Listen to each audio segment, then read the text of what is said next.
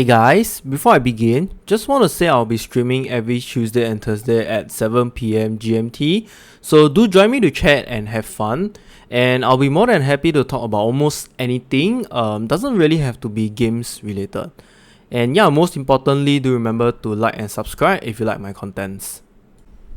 Hey guys, so in this video, I'm going to do a quick run through of my Atlas skill tree. This is just my own opinion. I have tried to tweak it many times and I think this is still the best out there. I've tried all of them and all of them are pretty good. Okay, so there will be a total of 4 different trees. First one is the beginning where you actually progress your Atlas for beginners. Second is the simple out and go for casual players. Third, for the high budget build players that actually want to farm more currency per hour. And last, for bossing such as Shaper, Elder, Conqueror farming. Okay, so this is the Google spreadsheet that I've actually prepared for you guys with the links. I'm just going to go over the first one first, which is the Atlas progression. So for the Atlas progression, I have multiple checkpoints. The first one is over here, where you actually just straight go up and take all of these nodes. Okay, all of these nodes are just map progressions. When you have one tier, 15% chance for your maps to be one tier higher. So literally, if you take every single one of them here, or the left and the right, and then on top here, on top of Kirak missions, you are going to get 100% chance to drop maps that are one tier higher, and that's going to help you progress your maps very fast. Okay, I literally have no problem progressing my maps this league, and it's very smooth and fast. Okay, so this is the first one, and then the second checkpoint will be to take the Harbinger and Shrine, which is over here connected. This is the Shrine and this is the Harbinger, and then over here you can go up and take okay, sorry, ignore this node here. So go up and take the Harbinger nodes. Okay, so once you are done, right, once you are done with this, the next one will be to take the Essence. Okay, so the Essence is on the left side. Starting, you will have this one, Prolific Essence, which guarantees you an Essence, and then second will be Crystal Lattice. You have chance to have 3 additional Essence. Really good, okay? And then the second one is this. This is the most broken node for Essence. So what it does is, as long as there is a Shrieking Essence, right, imprisoned by the monster, the monsters that come out will literally be duplicated, which means you are getting double the drop. Alright, and then last will be Amplified Energies. Essence found in areas are a tier higher, and this synergizes well because it allows your Essence most of the time to be Shrieking Essence. Okay, almost, I would say, like 70 to 80% or even higher of the time you will be getting duplicated monsters, which means double drop of your Essence. Alright, and the next one will be Strongbox. So Strongbox is also at the start over here, twice tempted. You get additional Strongbox. And then the next one will just be in the middle, just right on top of Shaping the Valleys and the Seas, which is your map progression. You're gonna take this Temper Proof, where your Strongbox are corrupted at least rare. And then you're gonna take Secret Operations. So Secret Operations is just a small chance for you to get Scarabs, whereas you take Temper Proof so that you have chance to get 6 links. Alright, and then the last one you want to take is Backup Catch, where you will have, like, the whole line here, right, enables the Arcanist Strongbox. It's not 100%, but it's still a good chance to get Arcanist Strongbox, and you get lots of currency from it. Right, this is actually quite optional. So I also took this Concealed Logistics. The whole line also enables Cartographer's Strongbox so that you get more maps, and this actually helped me in my map progression. Alright, so this is for the Strongbox. And then next will be Eater of Worlds. So after you have done this, you are more or less going to reach the quest where you encounter the Eldritch, Eater of Worlds monsters or questline, and you're gonna fight Infinite Hunger or Eater of Worlds. Okay, so this is where you're gonna start progressing towards the right side. You get this Rampant Growth, 10% chance for the currency to be duplicated, and below here is more pack size, and on top here is Shadow of Hunger. This is what makes this Eater of World maps broken, because you will have mods that enables probably a few small percentage chance for you to drop basic currency, gems, scarabs, but this small little chance, right, affects the whole entire map that has the Eater of World monsters. Alright, so the top here is optional, but I also choose to take it because the real reason why I took this is because of this mod. Eater of Worlds had 25% increased chance to drop Forbidden Flesh. Okay, so if you guys didn't know, right, Forbidden Flesh is actually a jewel. Is a jewel that actually has skill points, ascendancy skills. Okay, let me just do a quick show of it. Hurry up. Okay, I'm just going to search Forbidden flash. Okay, I'm just going to show flash. Okay, anyone. I'm just going to take anyone as an example. So example, the first one, right, allocates Conqueror if you have the matching modifier on Forbidden Flame. So Forbidden Flame is from Searing Exarch. Okay, so when you have both Forbidden Flame and Forbidden Flash with the Ascendancy mod, like let's say Conqueror. So this Conqueror is which one was it? I can't remember. Okay, never mind. So example like Saboteur, right? This one is for traps. So if both sides have this this modifier, this Ascendancy node, you will actually get that particular node for free. Like you don't even need to allocate it. So this one, right, what it means is it gives you the 5th Ascendancy node. And if you actually have dropped this with the very popular with those very popular Ascendancy nodes, right, you're gonna be rich out of it. Okay, so stuffs like, I think for Necromancer, Bone Barrier is quite expensive. If I am not wrong, is sitting at about 10 exalt. Okay, I might be wrong. I cannot remember. I didn't really go and check it. So yes, so if it is Bone Barrier, you're gonna get rich. So this is the reason why I take these 3, because just dropping the Forbidden Flesh is actually quite hard. Okay, so at this stage, this is the checkpoint, and the last one I took was Heist. So Heist is actually over here. You just want the additional chance to get Smuggler's Catch, and the next one is just in between the Essence nodes over here. Just all the small chances to get the Smuggler's Catch, and then you have 100% chance to drop a fully reviewed blueprint. Okay, oh sorry, 10% chance to be fully reviewed and 100% chance to drop blueprints. So the only reason why I took this is not because I want to do it, but it's because I can sell it for quite a good amount of currency. Like when you can just keep farming, keep progress, and then at the end of the day, you just sell your whole entire bulk in TFT to somebody. Okay, it's gonna fetch you quite a lot of currency over here. So you actually can take anything from this point onwards. You don't need to take Heist, but the reason I take Heist is because when you see a Smuggler's Catch, you just click it open, loot, and go. Right? You don't have to do anything. It's not like Blight or Breach where you have to stand there and wait and do, and then hope something good drops out of it. Whereas this one, you just click, loot, and go. Right, so it's the same for all the rest also. It's literally just a click and go kind of thing. Like Essence, when you see a prison monsters, you just click, kill, and go. Strongbox, same thing. Harbinger, same thing. And that is why I choose to pick all of these nodes, because they are very easy and this speeds up your Atlas progression. Alright, so that's it for the beginner Atlas progression skill tree.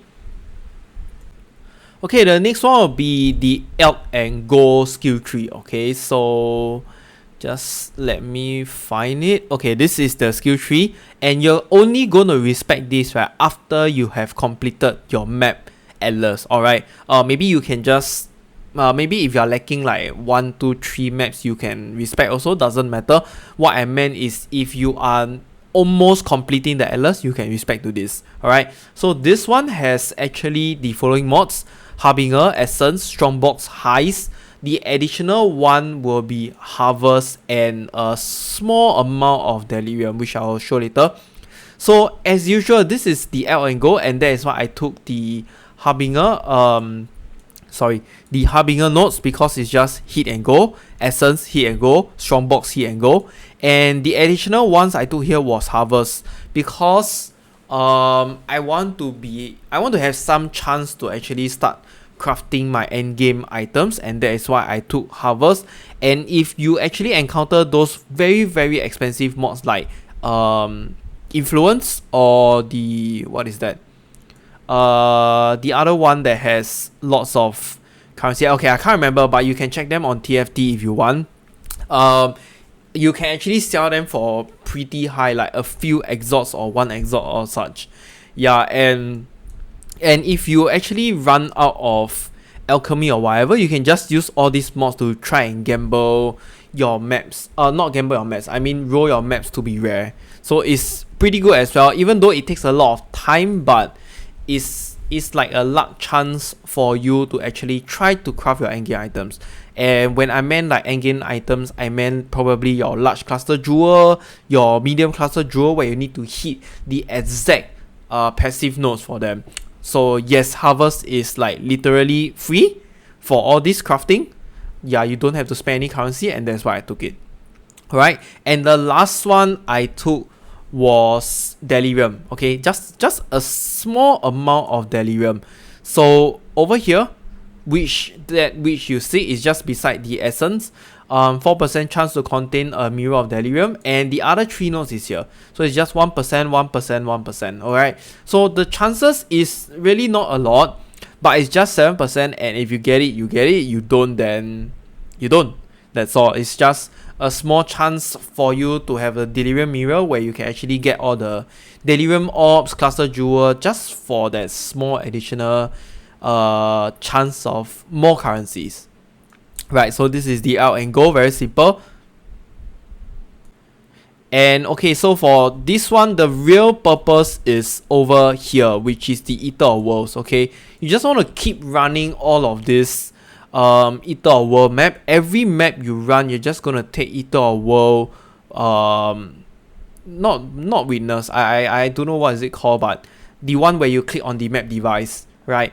Because Eater of World mods will give you lots of scarabs, and that is why actually now the scarabs supply in the market is too much. I will say that is too much, and scarab prices are like dropping very crazily, very, very cheap this league, because there is just the way or the method to farm scarabs this league is just too easy, right? And when you have too much supply and too little demand, where your scarab prices literally just drop really, really very badly.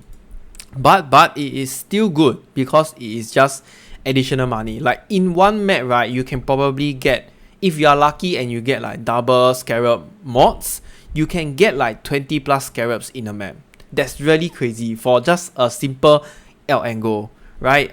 You try it for yourself and let me know the results. Okay, next will be Delirium farming. So this one, my advice here is only do when your build is at high budget, okay? Because the monsters hit really hard and are very tanky. Like, let's say if you are playing Skeleton Mages, yes, I know you are very tanky, you can kill them, but it is not efficient because you do not have the damage at low budget, right? You can tank, you can do the map, but how long are you going to take to do one Delirium map? I would say about 20 minutes to half an hour. Yeah, it's really long and it's not effective, right? So, like I mentioned, I only suggest to do this on a medium budget at least, so that you can kill things fast. Otherwise, you're just gonna stand there and watch some tanky mob go down, like the life go down really very slowly. Okay, and so this is the skill tree for it. You're gonna take Strongbox here. Why Strongbox is because Strongbox just gives you more pack of mobs, right? And then on the way you take Shrine for more pack of mobs, and then you're gonna take Harbinger because it's literally free. And the additional thing I took here was Abyss. Okay, so this links to Abyss here, because Abysses in area spawn 10% increase monster. This increases your pack size. Alright. And then over here, also I took this node Underground Kingdom because areas have 1% chance to contain an abyss per 2% increased pack size. So even if you put a abyss scarab, this chance, right, will still activate, and there is chance that you get 2 abyss in one area, right? And then over here, Abyssal Army, it literally grants a spawn 100% increased monster. Okay, so more pair of mobs. And then Harbinger, continue on with strong boxes, more pair of mobs, currencies, rare, scarabs, whatever. And over here, we're gonna start looking on the left side, which is your Delirium node. I think just pretty no-brainer. You're gonna take all this thing, but just not taking all this because you're gonna use a Delirium orb, or you're gonna buy a Delirium map straight up and do it, which means you are 100% going to encounter a Delirium. And that is why I didn't take here, because there's no reason to take here if your map is guaranteed to be running if you're guaranteed to be running a Delirium map, right? So upwards over here, you're gonna take this pathological, compulsive hoarder, and delusions of persecution. All this just contributes to more Delirium farming with your Delirium bosses, more simulacrum splinters and stuff like that. And the next thing you want to take is Beyond. Okay, so that's why we take these 2 nodes here for Beyond, Thornveil and what is this? Sand of Blood. Just getting more Beyond monsters for more pack size. And then we're gonna take the subtle manipulations. This is for your scarabs, okay? So you have 1% chance to drop an additional scarabs from the boss, but the map device has 10% chance not to consume scarabs. So probably out of every 10 runs, or like every 10 scarabs, right? Okay, maybe map device, okay, maybe it's every 10 runs, sorry, my bad. So every 10 runs, there will be 1 run that will not consume scarab. So if you are using actually quite a high tier scarab, this node here is very good. Okay, it's very good. And then you're gonna proceed upwards over to the strongbox here, which you already taken with the enduring influence for Saxon modifiers. And okay, the next thing I want to emphasize is the reason why I take this. Like, we are farming Delirium, Beyond Delirium. Why do you take the Conqueror? Okay, the reason is very simple. You want to try to do these Delirium maps in the Conqueror map. Okay, why? Is because of martial forces. There will be 20% increased quantity of items found in Conqueror map, and Conqueror maps have 20% increased pack size, right? So all the monsters, right, literally will have more drops, and then you have more pack size in the map. And then you take here just for the additional drop chance of more Conqueror maps, because one Conqueror map is very expensive now. Is like the popular thing to do. I think it's going for about 31C, and it's still going higher per map, okay? So when you are doing these Conquerors, you can actually do the Maven's Invitation as well. I think it's called the Elder Slayer, and that is why you take the Maven here also. Okay, because you will have chance to get Awakened Support Gems. Technically, you should also take this if you are doing Maven's Invitation, but I really can't find the notes, additional notes to take this. So if you want to take this, you can probably just give out this for the Sextons, since there is no specific mods that you need to run the map, and each Awakened Sextons is gonna cost you like 2 chaos or higher. Between 2 to 3 chaos. So every 4 maps you're gonna spend like 12 chaos. Not a lot, but if you can save them, is good. So yeah, so if you do not want this captivated interest, which I think is quite worth it as well, it is more like a 50-50 debate, okay, right? So it's really up to personal preference. You can choose to take either one of them. So yes, that is why you run Conqueror maps for Delirium Beyond. Alright, so that's it. Okay, and the last one will be for bossing. So for bossing, my advice would be not to do this until you are medium budget or high budget. The reason is because you need to do a 70% quantity in Maven's Invitation to really profit well from it. Alright, now the Maven Invitation's drop rate got nerfed very badly. Okay, so what happened was I actually did 32 Shaper Guardian maps, alright? And in these 32 Shaper Guardian maps, I did not even get a single invitation drop, alright? Usually when you do about 5 to 6 maps, or maybe maximum 8 the most, you'll probably get one invitation, but yeah, in 32 maps, it just didn't drop one for me. And all the invitations for the bosses, okay, example for the form, it costs 40 chaos, right? So it costs 40 chaos and it is very expensive. If you do not profit this 40 chaos, then you are probably gonna waste your time, right? And in 70% quantity maps, you are probably gonna get 5 crescent splinters. So with this mod over here, with this passive node over here, the captivated interest, you're gonna get 20% more crescent splinters, which means you're gonna get 6. Alright, so 1 Maven's Reed is about 1.2 exalt, and probably 6 is about 0.6 exalt or 0.7, around there, right? So if you do not do 70% quantity, you're gonna get 4 crescent splinters only, alright? That is a lot of difference, because between 4 and 6 you're gonna get 2 more, and every 2 maps you do, right, no, every 2 invitations you do, you're gonna get 2 more than what you actually farm if you are not gonna do 70% quantity maps. Alright, so that's why I suggest to highly not do it, because the main reason is really just because the Maven invitation drops are really very bad now. Alright, and okay, so this is the skill tree. Same, because we are going to focus so much on bossing, this is just a hit and go skill tree, where you have your essence, your strongbox, harbinger, heist, and then just a small chance for delirium. You can choose not to take it as well if you don't have the points, or you need to take something else. And then take the essence, same strongbox, harbinger, essence, smugglers, catch chance here. And the additional thing I took here was this rook metamorph. Okay, so the reason why I take this is this has 36% chance to have a rook metamorph, and 36% chance is actually quite high. So out of every 3 map, 1 map will probably have one of the rook metamorph randomly formed, and this rook metamorph can actually drop quite decent stuff. I'm talking about like catalyst, sometimes even scarabs, unique items, currency. It can be anything, okay? It just can be anything. So this is just chance to get them. Okay, and then go all the way up. Whatever bosses that you do, right, you're still gonna take all of these nodes, right? So why?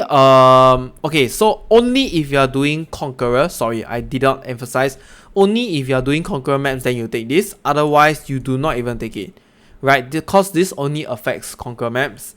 And then here, this one, no matter what you're gonna take, because you want the chance to drop Conqueror maps at the for the unique bosses, right? And then the Maven here is for Awaken support gems.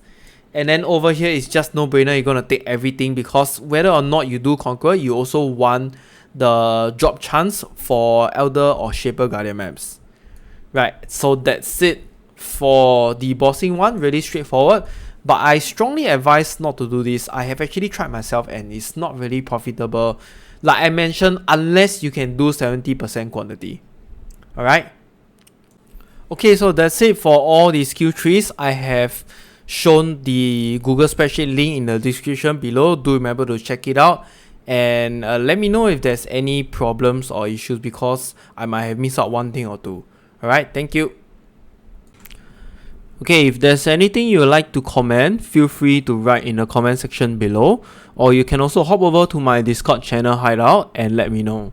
It's basically a chat channel for casual players to mingle around or ask any questions. Okay guys, thank you for watching, and I'll see you in the next video. Bye!